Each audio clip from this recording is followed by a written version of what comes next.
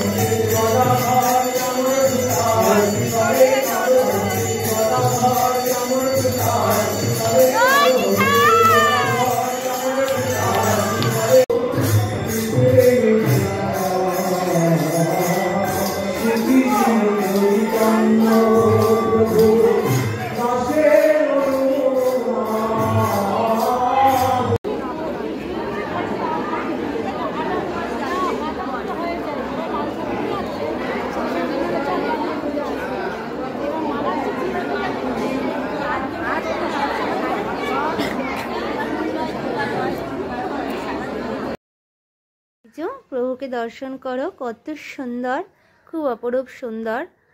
এমন প্রাণ জুড়িয়ে যাচ্ছিল দর্শন করে।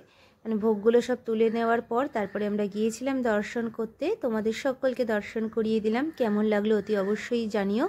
দর্শনে নিজেকে ধন্য করো প্রভুর শ্রী চরণে। আমাদের সকলের দণ্ডবত প্রণাম। রাধে রাধে, জয় নিতাই, জয় জয় রাধে শ্যাম।